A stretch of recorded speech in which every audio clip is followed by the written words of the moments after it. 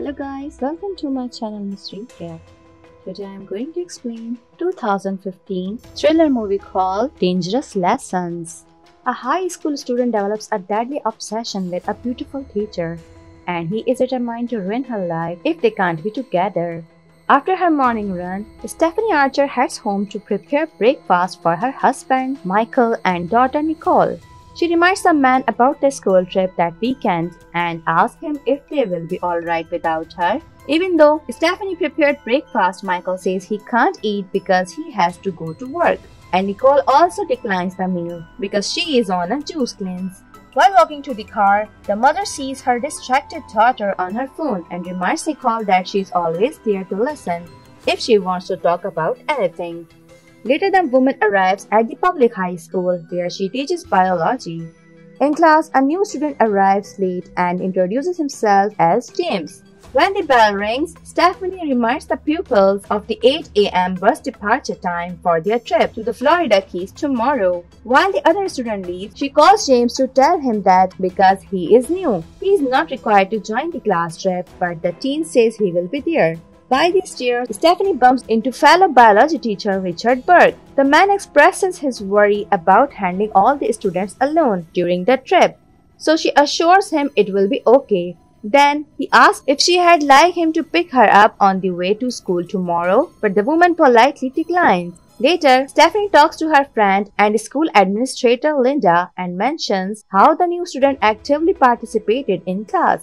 The friend teases that the teen might have a crush on her, but the teacher laughs it off. Linda does not understand how Michael neglects the beautiful woman and then suggests she will linger to remind her husband that she is still attractive. That night, Stephanie swims in the pool and changes into a skimpy nightgown, while Michael continues working on his laptop in bed. She tries to initiate lovemaking, despite his excuses about needing to finish a presentation for tomorrow. Unbeknownst to the couple, someone drives a car outside the bedroom window and takes their pictures. To Stephanie's disappointment, Michael gently pushes her away and promises to make it up to her on Sunday night. Later, the teacher receives text messages from an unknown number who says he is looking forward to see her this weekend. The next day, the class ventures through the Everglades with Stephanie pointing out the datura flower, also known as the devil's trumpet. She wants the students to stay away from the plant as ingesting even a tiny amount can lead to a coma. From afar, someone takes pictures of the unsuspecting woman. That afternoon, Richard teaches the class why the expansive wetland is called the Everglades. James, who sits beside Stephanie, whispers that he wishes she conducted all the lectures because he finds the male teacher boring. In the hotel, Stephanie looks out the window and spots James shirtless on the beach. When she realizes the teen sees her staring, she quickly hides behind the blinds. Suddenly, someone knocks on the door, and when the woman opens it, Richard informs her that he is rounding up the students for dinner. At the restaurant, the teachers share a table while James sits at the bar and Steve glances at Stephanie. Moments later, a student pulls the woman to the dance floor, but she walks away from the noisy restaurant when her phone rings. On the beach, she answers a call from her husband, who apologizes for last night and promises to make it up to her when she gets home. Later, Stephanie stands atop a rock while admiring the sunset. Suddenly, she hears rustling from the trees behind her. And when James pops up from the tall grass, the startled woman falls off the rock and scrapes her knee. The remorseful teen runs to check on her and uses his shirt to clean the wound. While sitting beside the teacher, James mentions seeing her looking at him through the window. When she tries to explain, he says it's okay, but he likes her too. Then the student leans in and they share a kiss. At first, Stephanie kisses back but immediately realizes what they are doing is wrong. So she pushes him away and returns to the hotel. The next day, the teacher returns home, and when Michael sweetly asks her about the excursions, the guilty woman says she is still tired from the trip and walks away. Meanwhile, James arrives at the motorhome he lives in with his mother, Carol, who drunkenly asks about the trip. Instead of answering her question, the disappointed son walks out. That night, the teen draws a devil trumpet flower and Stephanie portrait in the notebook. The next day, Michael tells his wife that once he brooks an important deal, they will have more time to spend with each other. During her morning jog, someone driving a silver car follows Stephanie. When another vehicle nearly hits her as she crosses the street, The trailing car quickly speeds off. Later, the woman confides what happened to Linda. The school administrator thinks she should not tell her husband because even though it relieves her guilt, it will break the man's heart. She suggests the teacher speak to the student to tell him nothing's going on, especially since he initiated the kiss.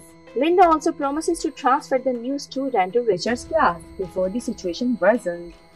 In school, James arrives late, so the teacher informs him that the administration transferred him to Mr. Burke's class and that if he has any questions, he can speak to Linda.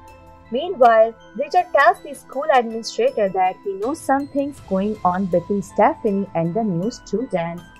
The woman says she does not know what he is talking about and mentions the man's obvious crush on the biology teacher.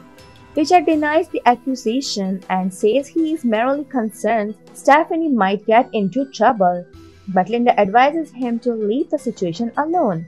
That afternoon, someone takes the snake from the class teacher's room. In the hall, Richard sees James asking Stephanie if they can talk, so he follows the pair.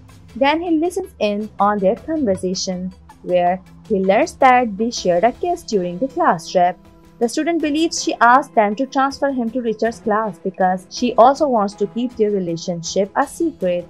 However, Stephanie argues that are not in a relationship because the kiss was a mistake. James counters that he knows she feels the same way he does, but she reminds him that she is his teacher and they can never be together.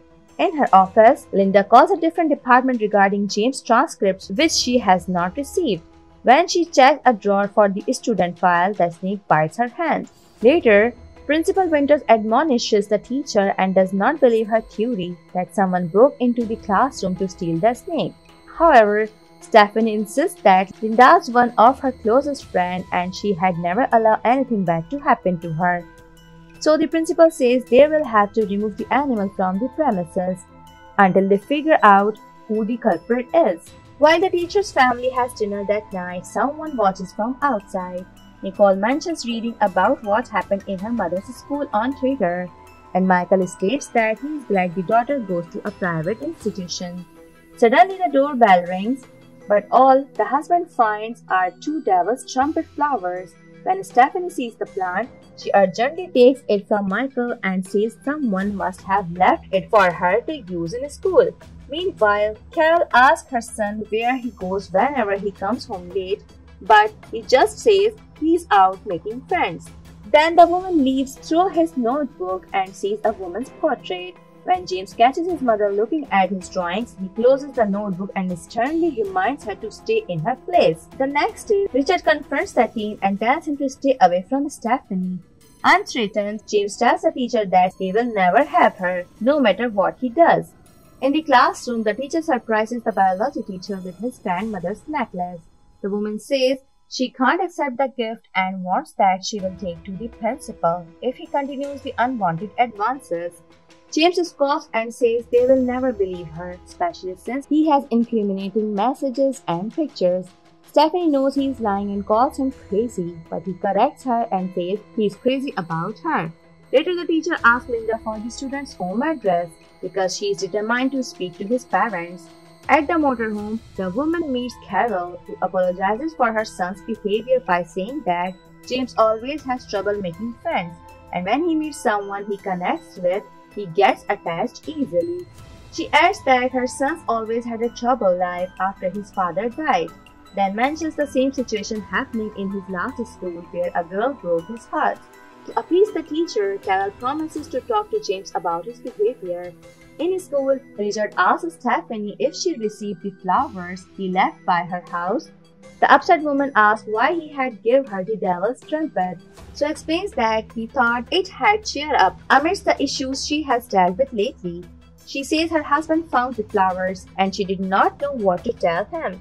Richard reasons that he's always felt they had a connection, seeing as they are both biology teachers, but Stephanie argues they have never had a so-called connection and tells him to stay away from her. She leaves her bag and tumbles behind, which the man picks up. Later, Linda returns the woman's things and says Richard knows about the kiss between her and James. Then she suggests that she tells someone about the incident during the class trip before Richard does. In the classroom, Stephanie suddenly feels dizzy, and when she fills the tumbler's content in the sink, she finds a devil's trumpet battle. Eventually, she slowly loses consciousness outside, where Linda, Richard, and James worriedly ask if she is okay. 24 hours later, she wakes up in her bedroom, and when she asks Nicole what happened, the daughter says she was hallucinating at the school. Michael arrives and says he just talked to the doctor, who said she would be okay, and adds that she is lucky she did not ingest a higher dose of the toxin, because she could die. The next day, Detective Myers dropped by the house to speak to the teacher. The detective asks if there is anyone in her life she suspects might know about the toxin from the devil's trumpet, and Michael mentions someone leaving the flower outside their house a few days ago. At school, the police arrest Richard following Stephanie's statement that he's left the flower at her house, and after the authorities found a baggie of petals on his desk.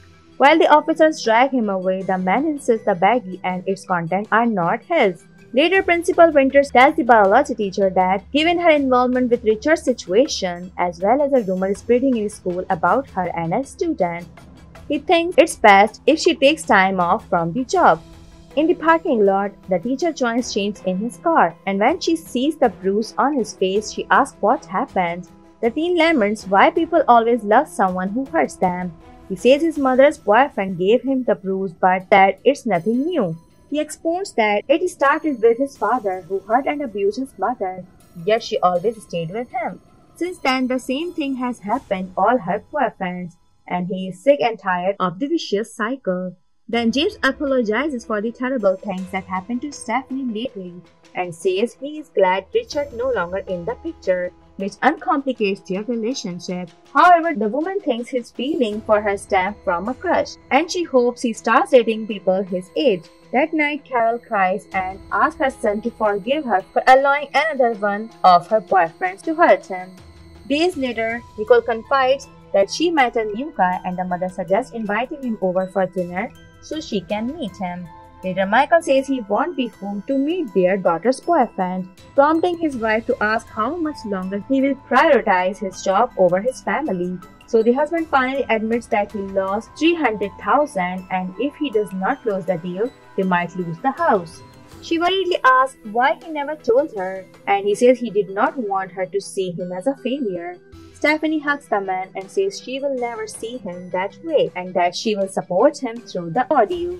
While strolling along the boardwalk, Linda tells Stephanie that she still has not received James' old scripts, so she called around and learned of the teen's expulsion from 4 schools. The teacher says he had a troubled life, and if she is moving on, he's probably doing so as well.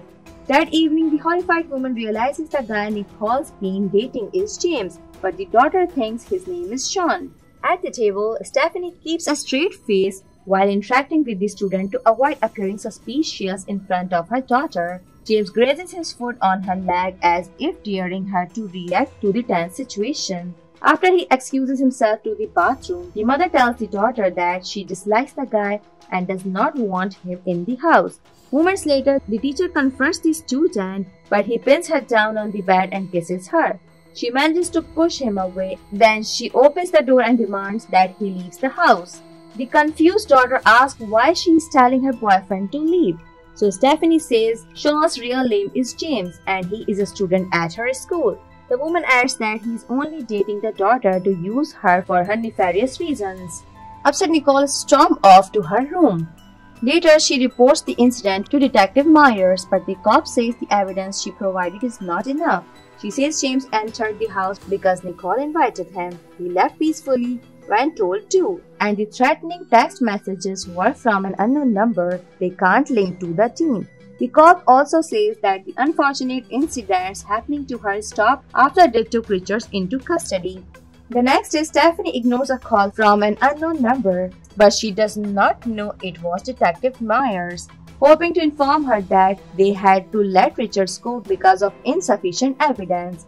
Nicole continues to ignore her mother. Then she steps the car keys and tells the woman she will be out late. That night, Richard scares Stephanie when he walks into the house uninvited. The man says he is only there to warn her about James because he is so dangerous. He says he did not tell the police about her and the student, but thinks she should tell them herself. She orders him to leave the house, and the man does as he is told. When Richard arrives home, James steps out of the shadows and stabs him. Later, the teen opens the car trunk by the motorhome, and Carol sees Richard's lifeless body. The next day, Stephanie receives a call from Linda, who asks if they can meet for lunch since she has vital information regarding James. Meanwhile, the student calls Nicole and says he did not tell her his real name because he did not want her to think he was a loser who went to a public school. Then he asks if they can meet to talk, and she says yes. And he is about to drive off. Carol points a gun and says she can't let him leave. So the teen gets out of the car, grabs the weapon, and chases the scared woman into the motorhome. After school, James meets Nicole at the parking lot, and when he sees her apprehension, he lies and says that since he started going to her mother's school, the woman started following him everywhere and even kissed him during the school trip. He says he is tired of Stephanie controlling his life and assumes the daughter's tired of her mother doing the same thing to her. So Nicole asks where he wants to go, and he says she should come home with him to meet his mother. Meanwhile, Linda tells her friend that a similar incident occurred at Andrew Jackson High School involving a teacher named Miranda King. The woman was accused of sleeping with a student, leading to her incarceration and dealing with hatred from the community. Even though they never named James in the reports, all the details match Stephanie's situation. Fearing for her daughter's safety, she calls Nicole, but to her horror, James answers. The student sends her a picture of the gun pointed at the daughter to deter Stephanie from alerting the authorities. Then he demands that she heads to his house to talk. In the motorhome, the teacher finds a badly beaten Carol, who points her to the stable. So Stephanie searches the stable, where she finds a room with walls covered in drawing and pictures of her face. On the floor, the woman spots a zipped-up sleeping bag with the body inside. She fears it might be Nicole, but when she opens it, she sees Richard's corpse. The teacher heads outside and finds her daughter tied up next to a freshly dug grave pit. When James appears, she asks why he is done what he is done, and he says everything he does is out of love. So Stephanie asks if he thinks what he did to his mother and Miranda King stemmed from love, and he insists he tried to save them. He says Miranda was just like his mother, who made excuses for his abusive father. Then he admits to taking his father's life years ago because he believed it was the only way to save him and Carol. When the teacher points out that he has become exactly like the man he despises, he says the women who have hurt him are the reason. Stephanie apologizes to James and begs him to let them go, but when he refuses, she grabs the gun and throws it aside. However, the teen overpowers and pins her to the ground, then strangles her. Suddenly, Carol appears and shoots her son in the back. The distraught teacher scrambles to her daughter's side and cries in relief. Days later, the happily family enjoys a meal outside, and Michael ignores a work call to focus on his wife and daughter. Meanwhile, the police wheel the recovering James through the hospital, ready to take him to jail. Brandy, a nurse, tells the patient they will miss having him around, and the teen ominously implies that he will see her soon. The movie ends here. Thanks for watching. If you like it, so please don't forget to subscribe my channel.